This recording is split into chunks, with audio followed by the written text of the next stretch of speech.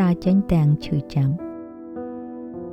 នៅពេលខ្លះការដើរចេញគឺជាវិធីតែមួយគត់ដើម្បីសង្គ្រោះខ្លួនឯងមានមនុស្សជាច្រើនដែលតែងតែគិតថាការដើរចេញពីនរណាម្នាក់គឺជារឿងងាយស្រួលពួកគេគិតថាបើអ្នកដើរចេញមានន័យថាអ្នកអស់ចិត្តហើយបើអ្នកដើរចេញមានន័យថាអ្នកលែងស្រឡាញ់ទៀតហើយបើអ្នកដើរចេញមានន័យថាអ្នកមិនខ្វល់ទៀតហើយប៉ុន្តែការពិតមិនមែនតែងតែបែបនោះទេនៅពេលខ្លះការឈឺចាប់បំផុតមិនមែនជាការដែលនរណាម្នាក់ចាកចេញពីអ្នកទេវាគឺជាពេលដែលអ្នកជាអ្នកដើរចេញទាំងដែលអ្នកនៅស្រឡាញ់គេដដែលទាំងដែលអ្នកនៅនឹកគេដដែលទាំងដែលបេះដូងរបស់អ្នកនៅតែចង់នៅក្បែរគេក៏ប៉ុន្តែអ្នកដឹងថាបើអ្នកនៅបន្តទៀតអ្នកនឹងបាត់បង់ខ្លួនឯងមានទំនាក់ទំនងខ្លះដែលមិនខ្វះស្នេហាទេប៉ុន្តែខ្វះការយល់ចិត្តខ្វះការគោរពខ្វះការយកចិត្តទុកដាក់ខ្វះអារម្មណ៍ថាអ្នកមានតម្លៃហើយនៅក្នុងទំនាក់ទំនងបែបនេះអ្នកចាប់ផ្ដើមរស់នៅជាមួយនឹងទឹកភ្នែកច្រើនជាងស្នាមញញឹមអ្នកចាប់ផ្ដើមសង្ស័យលើខ្លួនឯងអ្នកចាប់ផ្ដើមអស់កម្លាំងចិត្តអ្នកចាប់ផ្ដើមមានអារម្មណ៍ឯកោទោះបីជាមាននរណាម្នាក់នៅក្បែរក៏ដោយហើយនៅថ្ងៃមួយអ្នកក៏នឹងចាប់ផ្ដើមដឹងថាស្នេហាតែមួយមុខវាប្រហែលជាមិនគ្រប់គ្រាន់ទេពីព្រោះទំនាក់ទំនងមួយអាចមានស្នេហាប៉ុន្តែមិនមានសន្តិភាពអាចនឹងមានការចងចាំល្អ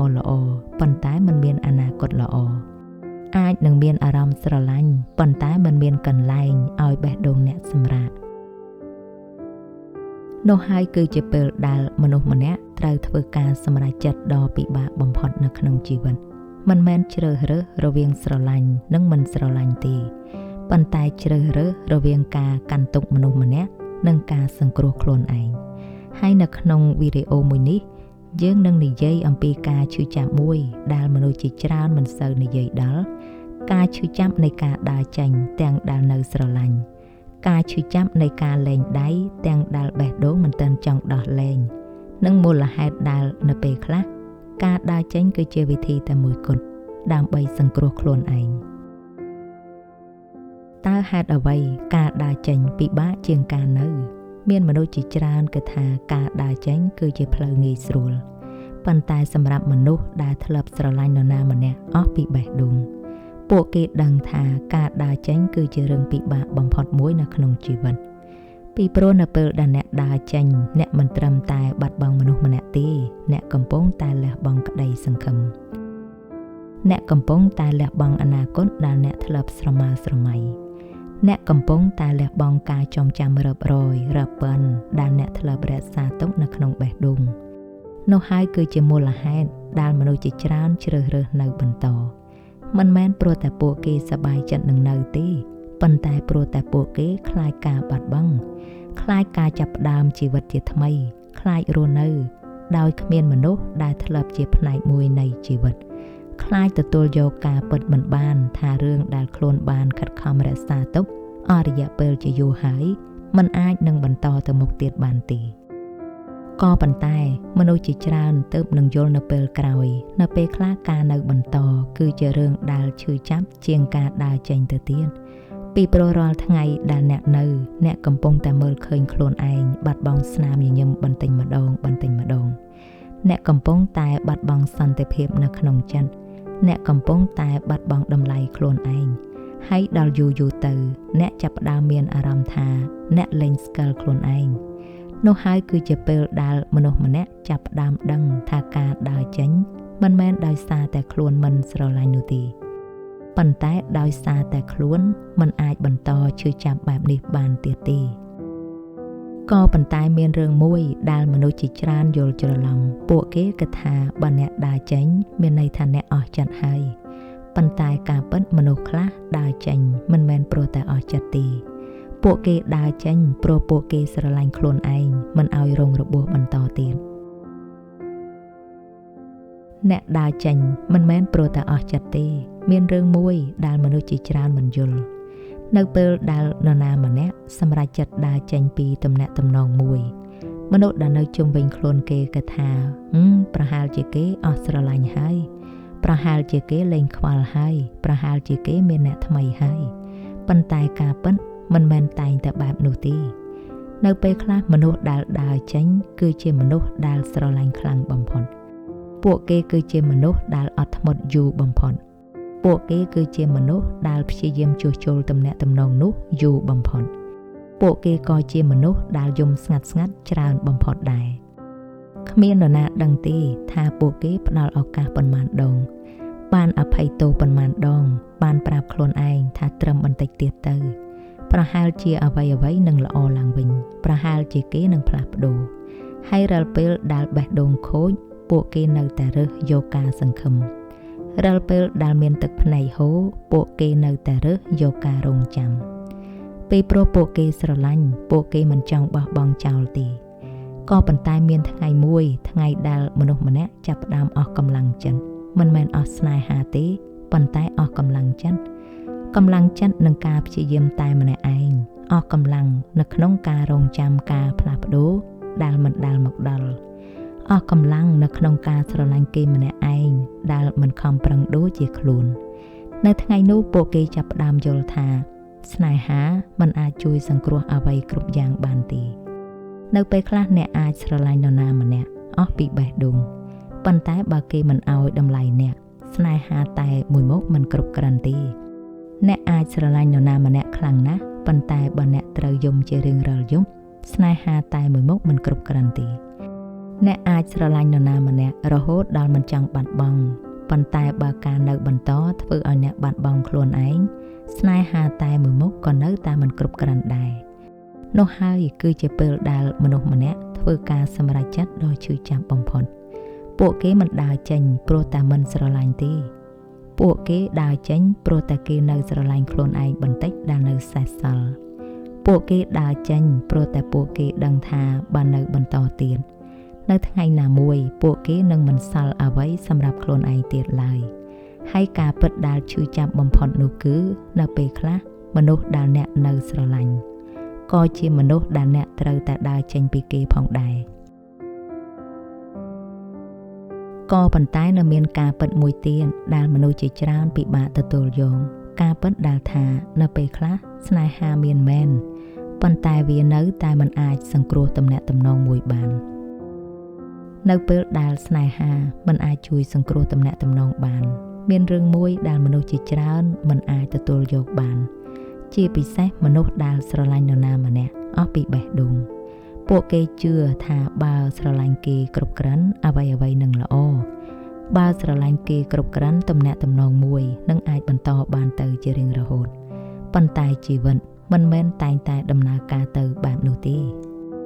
នៅពេលខ្លះស្នេហាមានមែនក៏ប៉ុន្តែមានរឿងជាច្រើនដែលស្នេហាមិនអាចជំនួសបាន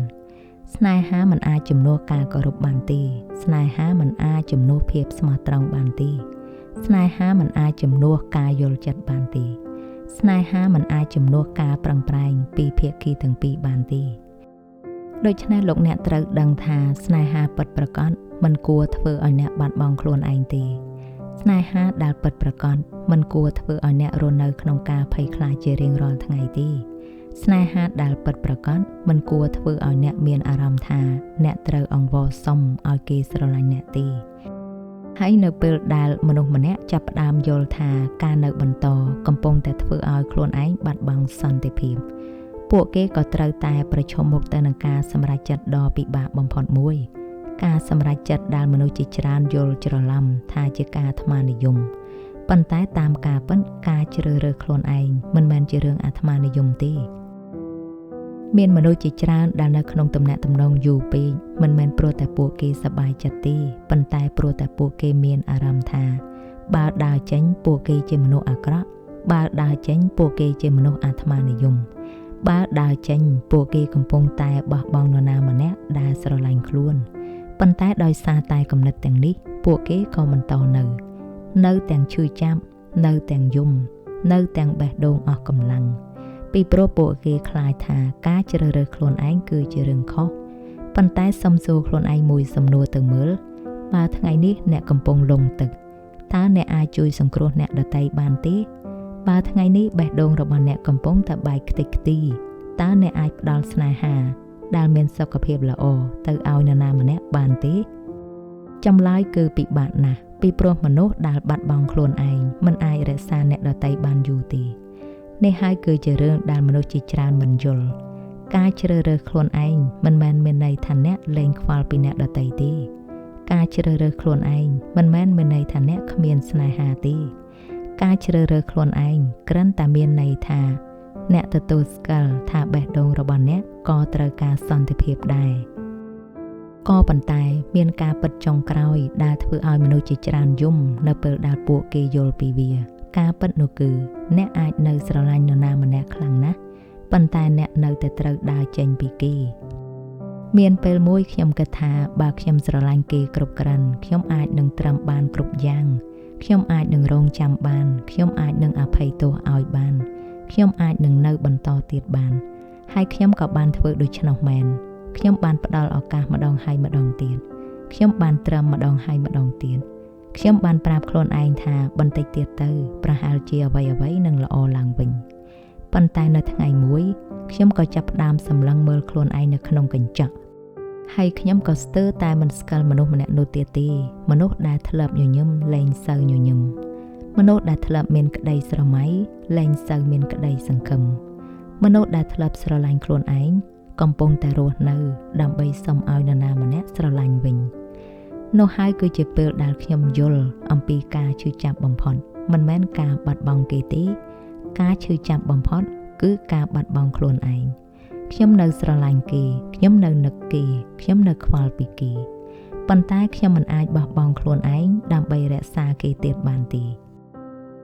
ពីព្រោះតែនៅទីបំផុតបើខ្ញុំបាត់បង់ខ្លួនឯងអស់ទៅហើយតើនៅសល់អ្វីទៀតនោះហើយគឺជាមូលហេតុដែលខ្ញុំដើរចេញមិនមែនព្រោះខ្ញុំអស់ស្រឡាញ់អ្នកទេប៉ុន្តែព្រោះតែខ្ញុំត្រូវសង្គ្រោះមនុស្សម្នាក់ដែលខ្ញុំបានមើលរំលងជាយូរមកហើយមនុស្សម្នាក់នោះគឺខ្លួនខ្ញុំផ្ទាល់ហើយក៏ប្រហែលជានេះហើយគឺជាការពិតដ៏ឈឺចាប់បំផុតនៃស្នេហាអ្នកស្រឡាញ់នរណាម្នាក់អស់ពីបេះដូងអ្នកនៅតែមិនអាចនៅជាមួយគេបានហើយនៅពេលខ្លះការដើរចេញមិនមែនជាការបោះបង់ចោលស្នេហាទេ